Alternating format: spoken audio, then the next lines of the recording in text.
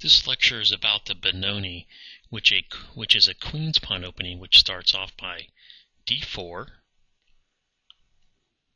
knight f6, which prevents white from playing e4, and then white plays c4, controlling the center, especially d5 with a flank pawn, and then black plays something which some people consider a little crazy, c5. What black is really doing is striking at the center with a flank pawn itself. And then you have to ask yourself, well, what is white really to do in this situation? What happens? I mean, what good moves are there? Well, if white takes the pawn, then black just plays something. We'll probably play e6, and now this pawn is attacked by the bishop. And how is white really to defend this pawn? Really can't defend the pawn, so white will probably play knight to f3, and then black will take the pawn. As we see now, black has two center pawns, which will give black more central control. And then white used to have this pawn here on d4, which helped to control, which was controlling e5, and now that's completely gone.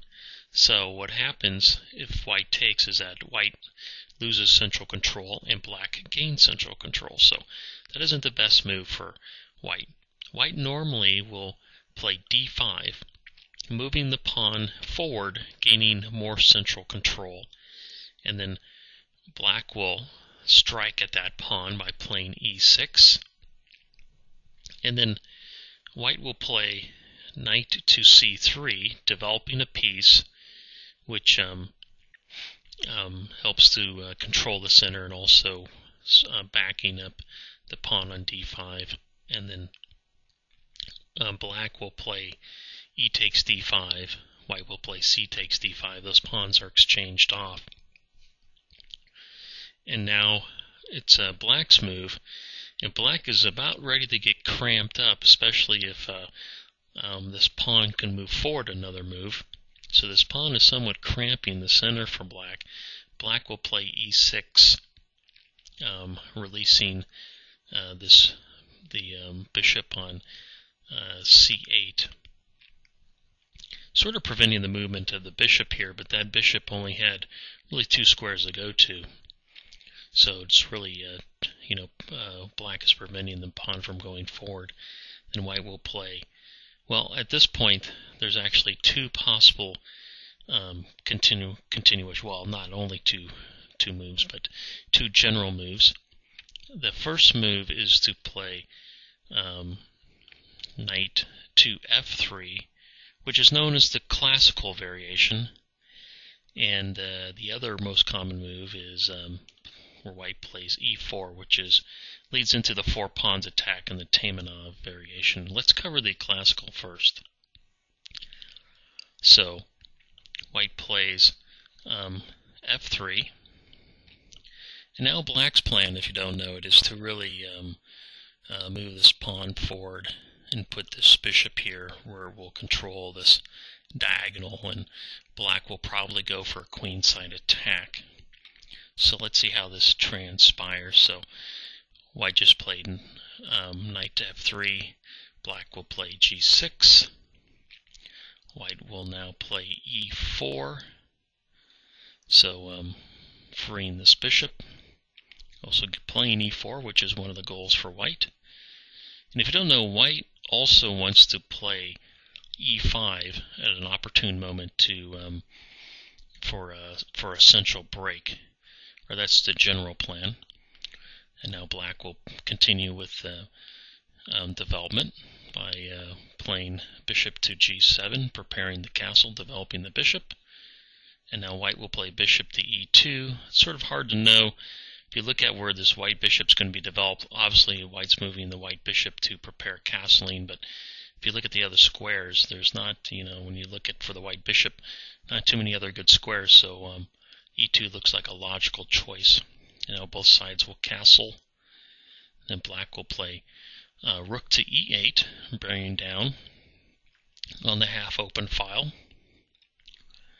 And now white plays knight to d2, supporting the pawn, which was attacked twice and only defended once. And now black plays knight on b to d7. So future plans for both sides is black will play its knight to here. White will probably play this knight to here. Things like that. White will probably move this pawn forward like that. So let me back up and go over the other two variations quickly. So let's see, the paths diverged on move 8. Or whoops, on move 6. So the other one, the 4 pawns in the Taimanov start here where we just had played knight to f3, but now white will play e4 instead. For this leads into the 4 pawns attack in the Taimanov, and then the black will continue with its similar strategy as the classical of putting this type of plan. So g6. Now the f4, getting the pawns rolling. Basically, white wants to get a huge pawn center, sort of, putting the test to black. And then black will play g7. And then this is where the paths diverge for the Taimanov and for the 4 pawns attack. The Taimanov is usually known as a very popular line and very good for white, and that actually starts off by bishop to g5, checking. And the best move here is actually moving the knight back. Moving this knight here is actually considered inferior, even though it looks very natural. And then white will play knight to f3. And now black will poke the bishop, and the bishop will move back. And then black will play b5. So as you see, black is getting this nice, advancing all these pawns on the queen side for a queen side attack. It also has this bishop bearing down here, like this. So let's back up to the 4 pawns attack, which diverged at move 8.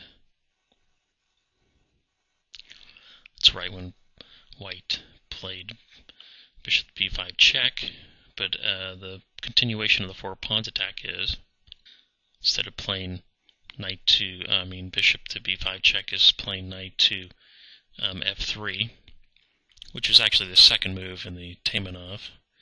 And then black will castle. White will play bishop to e2, preparing for castling. Once again, no point in checking, and this bishop doesn't really have a better square to go to. Black will play rook to e8. And now white will advance his pawn, getting his pawns rolling, this e5 break that I talked about, which is a common theme.